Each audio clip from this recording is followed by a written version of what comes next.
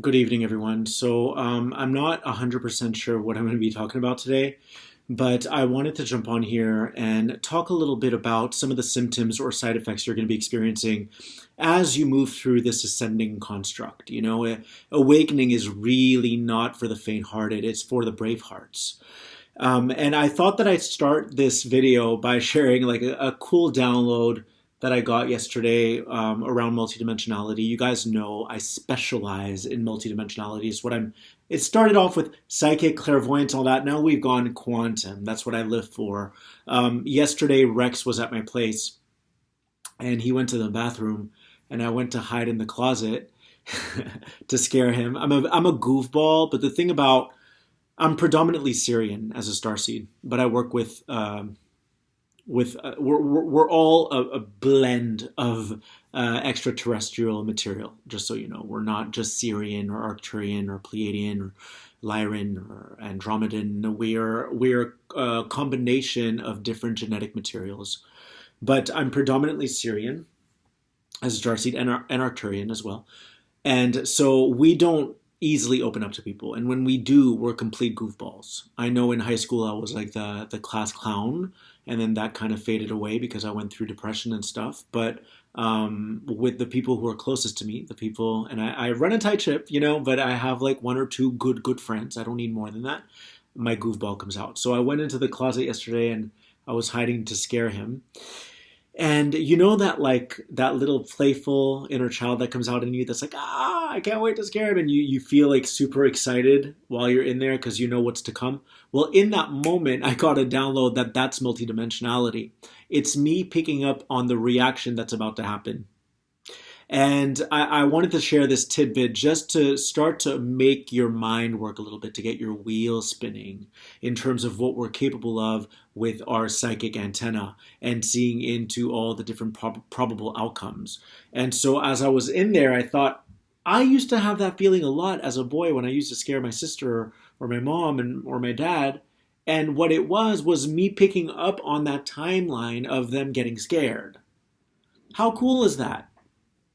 And we do this all the time. One of the main examples I like to use is when you write an email and you go backspace, I don't think they're going to receive that well. And then you write again and you're like, I don't think they're going to like that one. So let me delete that word and replace it with this one.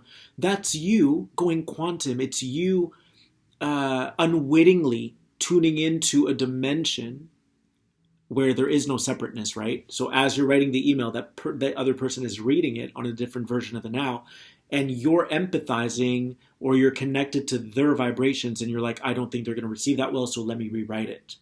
And when you rewrite it and it sits comfortably, that means that they're going to receive it well. So that's another example of multidimensionality. But I thought that was really funny yesterday when I was in the closet. And then I played with my awareness to then go into the observer where I didn't feel anything. And that's when I got the download. That's the 0 point field. That's the observer. That's the one that is able to detach from outcomes.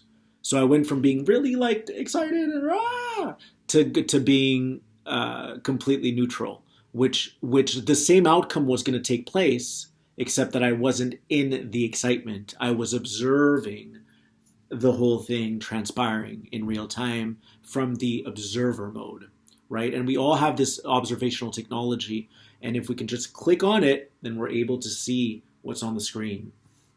So I thought I'd preface the video with that. I don't know why I'm sharing this, but I thought it was important. So, one thing I want to say to you guys is, and I want this to be a practical video that really helps you through your ascension journey.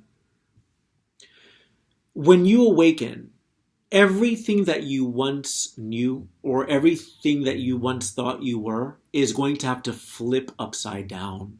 It's going to have to be turned on its ear. This is what's going to happen.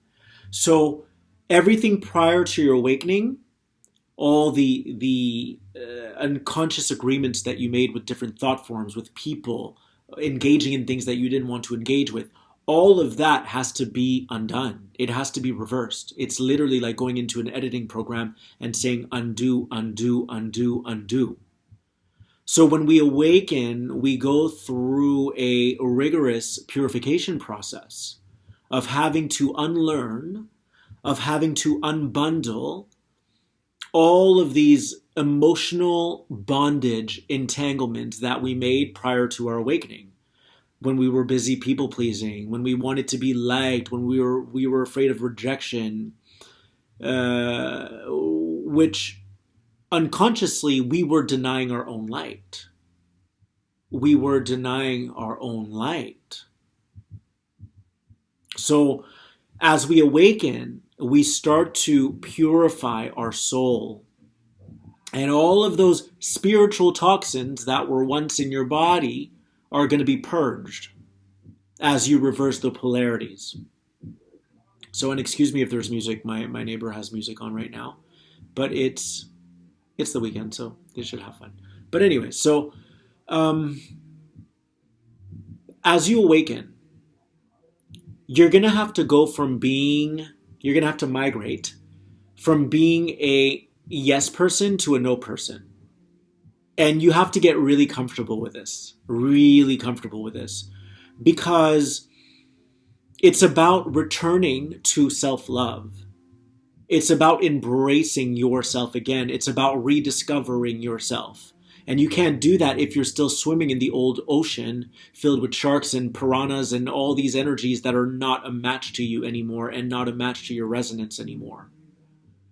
So as you awaken, you have to become a yes person to you, to yourself. You have to make you the number one priority again, which means that by default, everything that was turned outside in is going to have to turn inside out. Everything that was a downside up is going to have to turn upside down. You're switching your matrix. You're flipping it on its head. And this is not going to sit well with a lot of people. But we have to get comfortable with that, because remember something, your energy ripples. And when you change yourself, that changes people around you. Whether they want to change or not, it does. If you tell someone that you don't want to hang out with them anymore, or obviously you don't want to speak unlovingly like that, but if you say to someone, I'm in a space where I want to be with myself, and I'm not going to be able to hang out the next week or the next 2 weeks. When you do this, this can trigger a reaction in them. But remember that every reaction is an opportunity that's being afforded to them to elevate their consciousness. So I'm going to repeat that. Remember that every time that you say no, you are offering an opportunity to someone to elevate their consciousness. If they so please, if they so choose to do this, right? It may not be to their liking, but you're giving them an opportunity by changing yourself. So it's important to get comfortable with, excuse my French, pissing people off, because that's not what you're doing. What's happening is that prior to your awakening, you, without knowing it, unknowingly, you signed all these invisible contracts with people, with entities that are attached to people. And what this did is that it enslaved you to a third dimensional matrix programming. And the whole point of our ascension is to ascend ourselves and lift up out of that artificial grid system and into the organic New Earth template, which is our divine golden spark. That is who we are. Who we are is that we do what we want, what aligns with us, what nurtures our soul, what nourishes us. That's who we are. We understand in the higher dimensional landscapes, we understand that when you love yourself, you are loving everyone around you. We really get this. But when we descend upon this density, and then the veil of amnesia is there, we forget the truth. And so awakening means that you're plugging back into source. You're plugging back into your pristine energy so that you can bring that power back into your soul. So that you can bring all of that beautiful light that you once gave away unknowingly. So that you can bring that back home. This is your return home, but you're not going anywhere. It's coming to you. You're bringing home back in. So people around you may be thrown off by you saying, no, I cannot commit to this plan. And that's okay.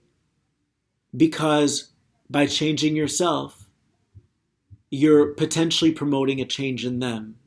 They can either judge you for doing that and get really negative and start bad mouthing you, or they can say, wow, I'm really proud of Phil, or I'm really proud of Stephanie, or Nathan, or whoever's watching this right now. I'm really proud of them for empowering themselves. And we have to be patient with people, right? Because they may have that initial trigger, that knee-jerk reaction. And we have to be compassionate, because if you created this monster throughout your years of being unconscious, well, that monster is going to have to acclimate to your new frequency. Okay? It's going to have to change its form. Because it's your monster, it's your creation. We are the creators of our reality. We really are. So we can't point fingers. We cannot delegate blame games. It's not healthy to do that. Every reaction that you're going to experience is a product of your creation. So I'll repeat that. Every reaction that you're going to experience is a product of your creation. But it's a beautiful thing. I promise you, it's a beautiful thing.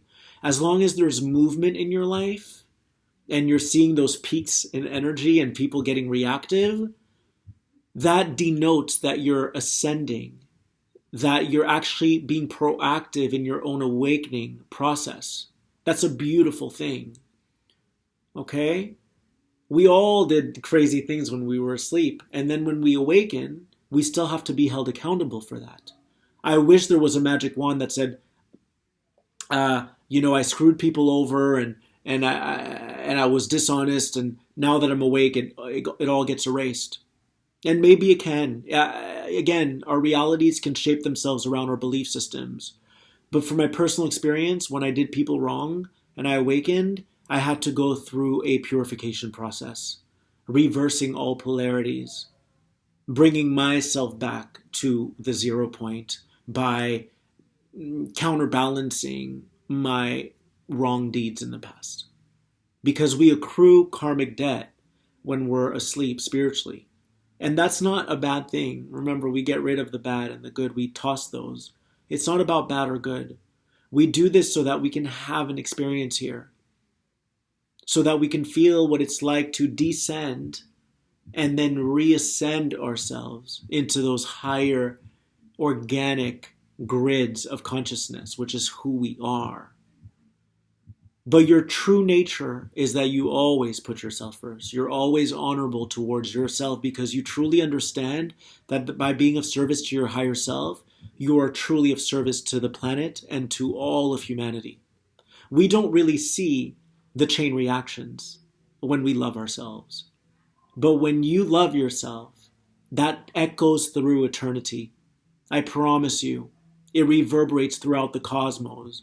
And the angels up there, the galactic beings, are applauding you. They're in the bleachers saying, yeah! Phil is honoring himself, and that's helping this person, even though this person can't see it yet. And then that person will eventually get it, and they'll go through an awakening because of it, and everyone's planting seeds, and it's beautiful. It allows for an incredibly embellished garden to blossom, and that's New Earth. Remember, New Earth has already been conceived of. It's already here, but now we have to file it down. We have to anchor it through positive emotions. We have to anchor it through good deeds. We have to anchor it through consideration, support, compassion, creativity, through kindness, through assertiveness, through living in your utter truth. This is what we do here. We're anchoring all those energies that have already been designed, that have already been produced.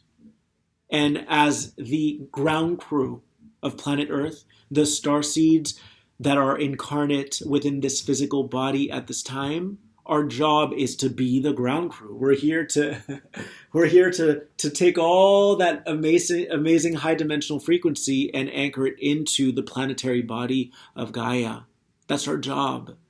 But has it already been created? Yes, it has. It's already been created energetically. Everything's already here. The past is here. The present is here. The future is here. Other beings are here.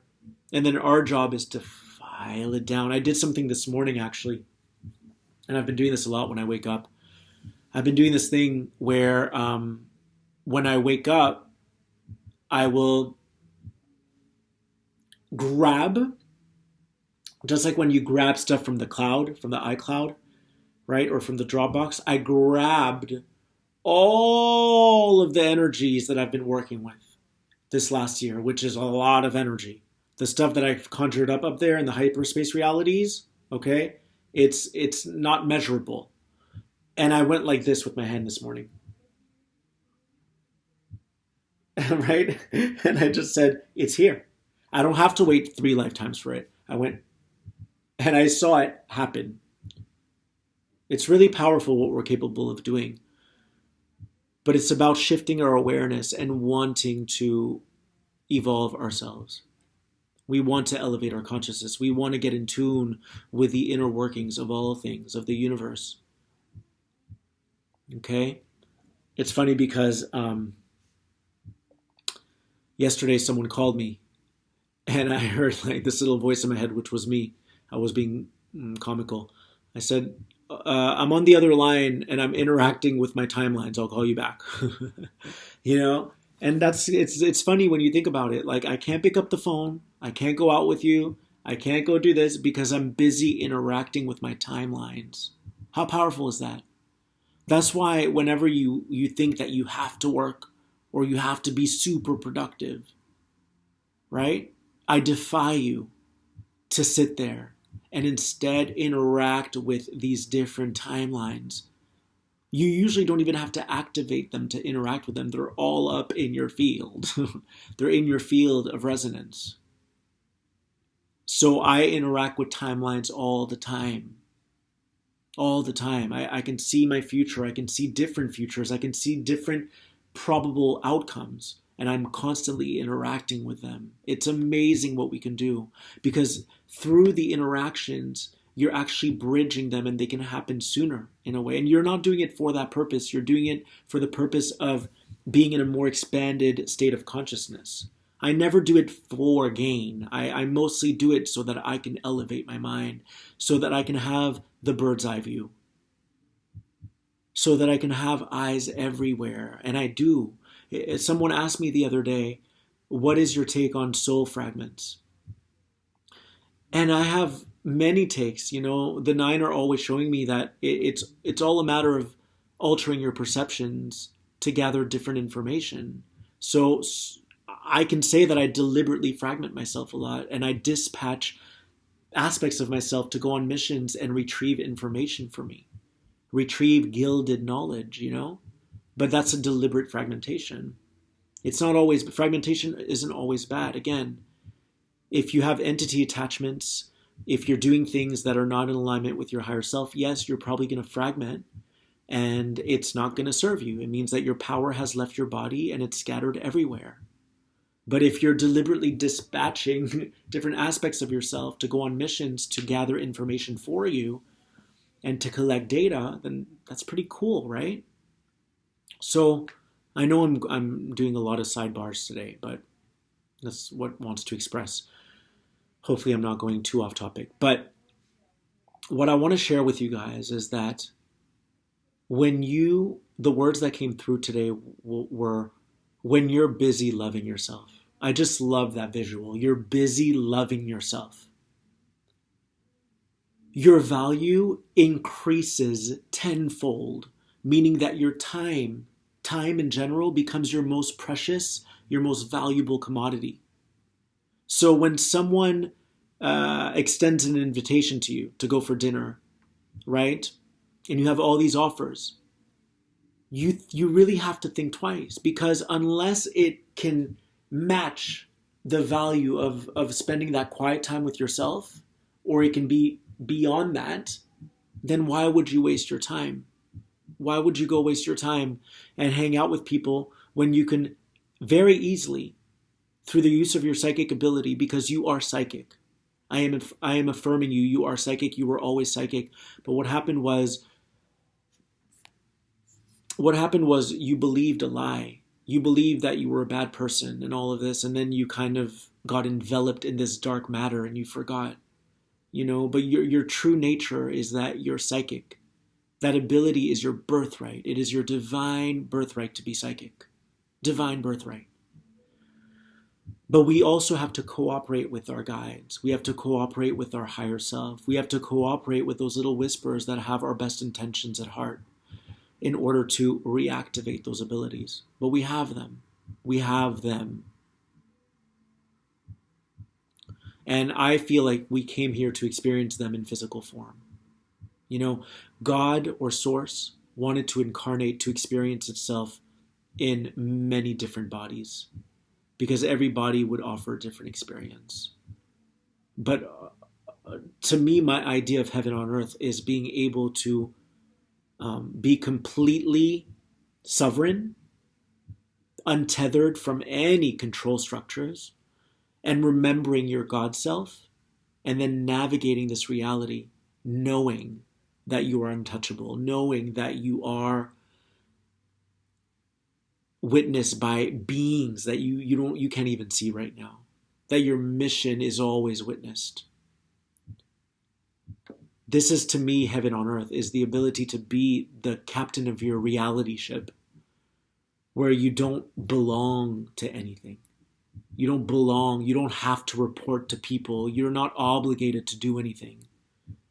You are the deliberate, prime creator of your reality. Why wouldn't God want to experience that? Or Source, to become incarnate, to become God again, but in physical form. And then he would get to experience, or she or it would get to experience what it's like to be self-actualized in Phil's body, and then be self-actualized in your body, and be self-actualized in an insect's body. Think about that. That's eyes everywhere, especially when it's fully conscious, fully lit up. So your value is going to increase tenfold. And you need to be okay with saying no to people. You need to be okay with that. And if they have that knee-jerk reaction and they're quick to anger, oh, wow, this is good. When they have that knee-jerk reaction and they're quick to anger, that is the contract that you once signed that's being shown to you, so that you can once and for all terminate it. Are you following me?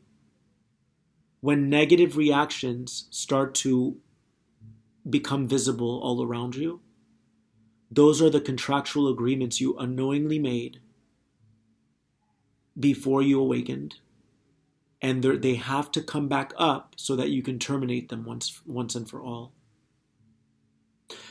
Terminating them doesn't mean that you're going to engage in that person's reaction. It just means that you're going to stay true to you, stick to your guns, and you're going to honor yourself that day. Whenever people get mad at us, it is usually representative of unhealthy ties that need to be severed. The people who love you the most will support you in your empowerment. They will support you in your rediscovery of who you are, in your reconnection to Source, in your reinvention as a sovereign being. They will empower you. They may struggle with it, but they're not going to give you a hard time. They're not going to berate you or criticize you or say, well, why aren't you there for me anymore? But be patient with the people who do act that way, because that was your creation. Sometimes we come to a new realization, or we come to a new understanding, and we're like, oh, that person shouldn't get mad. I know who I am now. No, that person is a reflection of who you once were. We don't just write people off. We give them a chance. They're an aspect of you. They're an aspect of you. And I'm all about inclusion. I'm all about compassion. This is how you're going to really raise your consciousness. not excluding perspective. That person is probably in pain because you're changing. That's what's true for them in that moment. You know?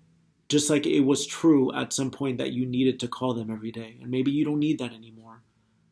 But it was true for you at one given point in your life. So try to compassionize. Try to hold a space for them. It doesn't mean that you're going to shortchange yourself anymore. It means that you're going to stay true to you. You're going to honor what's right for you, your new boundaries, but you're still going to extend love to the people around you. And if they can't handle it, well, guess what? A lot of people in my life couldn't handle it and they dropped away, and I'm fine with that. Because everything in life has to transform. Everything. You know, things are shifting so rapidly, you guys.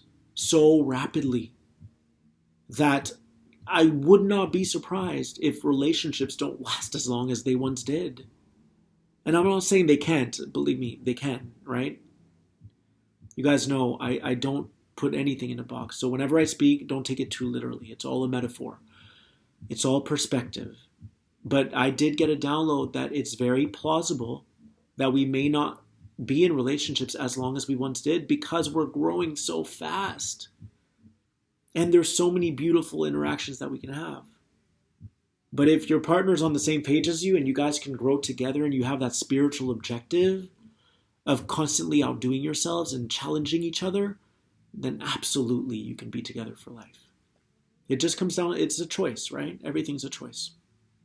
So remember,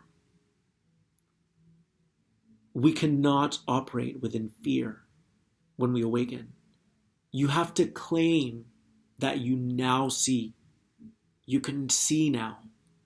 And that you refuse to regress. You're not going to regress anymore. You're not going to go back to those old ways. You're going to take a stance. You're going to take a strong, firm, vibrational stance.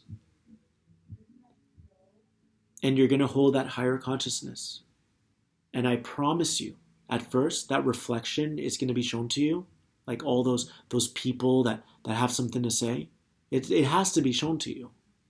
Because think of the contrast. Like you've just lifted your consciousness up here, and all these people were just here a day ago. There's a huge gap. That gap is going to be shown to you. It's a mirror effect. But if you hold it long enough, certain people will adapt to your newfound frequency, and certain people will fall away. You know why they're going to fall away? Because a lot of humans that operate within a third dimensional construct do not know how to love adequately. They don't know how to love properly. It's all based on control mechanisms. So the second that you find your voice and that you begin to empower yourself, they can't control you anymore. That's what happens. And a lot of people have a hard time with that and they don't know how to handle it. It's happened to me innumerable times. I've lost so many friends this year and the year prior. But I always tell people, like, I'm constantly shifting. Just love me for who I am. All this other stuff is great, the spirituality, the perspective, all that, but I'm an essence, I'm a soul, and that my essence is the same as when I was asleep. We can love people unconditionally, but a lot of people will love you conditionally. And I speak from experience. That's not me projecting. This is me. I've been on this path for a while, and I can tell you that a lot of people will love you conditionally. Which is why it is a rarity to have 10 friends that are genuine, authentic, keep it real, kind of ride or die friends. It's a rarity. I have 2 friends right now, and I'm so happy because what a blessing it is to have 2 people you can have fun with. I already have fun with myself, and that's the point. If I get an offer or I get invited to something, most of the time I decline. And that's what I was going to say. So looping back to what I said earlier, I was going to say utilize your psychic ability, and I never finished my point. You can tune in to what that event will feel like. You get invited to a dinner party. What's that going to feel like? Start using your clairvoyance or your clairaudience or your clairsentience, right? Your clairvoyance is the ability to see into that event, the dinner party, the bar, the date, whatever it is. The clairaudience is it flowing with me right now? Am I on that rhythm? Or it may be that an angel whispers in your ear, your higher self whispers in your ear and says, "No, you're not going to have fun." That's clairaudience. Or your clairsentience would be, my stomach is in knots at the thought of it. So try to find your strong suit. Maybe it's clairvoyance. Maybe it's just a knowing, claircognizance, like you're not going to have fun. Maybe it's that you're not feeling it. And that's you going quantum, just like I went quantum in the closet and I knew Rex would freaking scream like a little girl when I came out of the closet, when I scared him. That was my clairvoyance, seeing his reaction. So you don't have to play the timeline out. You don't have to physically go there to find out if it's a match. You can get in tune with your body now. All right, you can call upon your guides, if that's the Pleiadians, if it's Archangel Michael, Raphael, Gabriel, whoever it is that you work with. Or you can just tune in. Your body's like a pendulum, remember that? And if you're not feeling it, you've gotten your answer. And so often we get answers and we negate them and we go and we end up having a horrible time. And we're like, oh, I wish I was home with my blanket and cookies. So you're gonna throw a lot of people off, but I promise you this: you're gonna have to get comfortable with that. And that's the Pleiadian aspect speaking right now. You're gonna have to get comfortable with that, because it's like climbing out of an old world. And as you're climbing out of this old world, you have all these different entities and energies that pull on your feet and don't want to let you go. They don't want you to graduate. They don't want you to lift to your potential. They don't want you to untap that divine aspect of who you are. If you think about it, people who smoke, and I have nothing against smoking, just so you know, will usually hang out together. Birds of a feather flock together. And just so you know, I have zero judgment around smoking. I actually think there's a part of me that's always thought it was sexy, but it's not. Anyways, so people who are of a like mind will be together. So you have to look at your life and say to yourself, or ask yourself, what do I want to create? The canvas is in front of me and I get to paint my reality. What are you going to create? The frequency that you emanate, the frequency that you emit, is what's going to come back to you. So if you're always people pleasing, you're probably going to attract takers, people who take advantage of your kindness. And the second that you stop appeasing them, they're going to talk smack. Can you blame them? No. Was it an experience? Yes, it was. You learned from that. Oh, I was people pleasing. So because I had that people pleasing frequency in my vibratory field, then I attracted people who were like that, or the flip side of that. But you guys were a match. So we have to hold ourselves responsible for what is in our field. If someone is mistreating you, that is yours. It's in your field. If you start saying yes to you and no to others, and they have a negative reaction, that negative reaction is yours. Even if you were unawakened, you still did that. You created that so that you can eventually erase it or replace it or undo it. Are you with me? All right, so the Pleiadians are fine, but I'm back to me now. So that's what I wanted to share with you guys today is we say yes to us.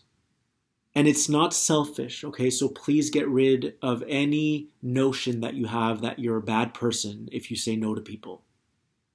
You're reconnecting, you're replugging yourself back into source. It's never selfish if it's serving your best self, your higher self. It's only selfish if it's hurting others. Meaning, how can I don't know what example I can draw right now, but selfish is like when you're around a friend and all you do is talk about yourself. Who are you serving in that moment? Because chances are you're serving the ego and you're taking their energy. And that's okay to do. I mean, we're here to have an exchange. However, make sure that they get a turn too. You know? I like to have conscious friendships. I mean, conscious relationships, conscious dialogue. So I'm aware, because I know myself. If I'm talking too much about myself, I'll be like, all right, Phil, turn it over because it's too much about you right now. To me, that's selfish, is when you're not taking other people into consideration. Selfish is like when you're in a group of friends and you guys go out for dinner and one person's going to order 15 margaritas more than you, and then they expect you to split it. That to me is selfish. Selfless is saying, hey, I had more than you. Why don't I look at the bill and see what I owe? And then if the person offers, no, it's okay, we had a great time, then great. That's consideration. That's being selfless, right? And you're also serving your higher self when you do that, because you're honoring you and what's just, what's fair. I drank more, I'm going to bring consciousness to this, and by doing so, I'm elevating my consciousness. That's service to others because you're serving your higher self. So remember, there's a difference between serving your higher self and serving your human self, your ego self, the one that wants the attention, the one that wants validation, the one that wants the instant gratification, all of that. Like, there's a difference between the two. The ego is relentless. If someone's not paying attention to it, it will keep knocking at your door because it so desperately wants your validation. That's lack. We are always validated, okay? You probably have 3 angels around you right now like, hey, look at us. We're over here. We love you. So I don't even know how this video ended up being close to 40 minutes, but I love it. And I hope it helps you. You are not selfish. You are renewing yourself. You are remembering who you are. You are empowering yourself. And empowering yourself means that you're bringing your power back in. So wherever you gave your power away, well, when you take it back from those people, they're going to have a reaction because they enjoyed, at a subconscious and unconscious level, they enjoyed having your power. When we give our power away, we end up being in codependent friendships and relationships. And there's all these unhealthy entanglements that start to form. So as you bring your power back in, yes, people will have reactions because things are going to be different and they're going to feel it. But it doesn't mean you don't love them. It means that you've decided that you're going to love yourself so that you can love them better. And you're going to love yourself so that they can love themselves better because they won't have the old version of you to depend on all the time. The old version of you who constantly picks up their phone because you want to make sure that everyone's taken care of. That's lack, you guys. If you're constantly thinking about others and spreading yourself thin and you don't even have 5 minutes to meditate, no, it's not a good path to go down. Okay? You're going to drive yourself to the ground. So, I love you guys. I really do. And thank you for being on here with me. Thank you for subscribing. Thank you for sharing. Thank you for commenting. This is our co-creation. All those little tangents I have is because I probably hear some of you telepathically say, like, expand on this or like, go there. So this is our co-creation. It's all of us. It's me. It's you. It's your guides. It's my guides. Okay? It's a party. It's a galactic party. So I love you guys. And I will see you in the next video. And we send you plenty of love. We are the White Wing Collective Consciousness of Nine. Much love.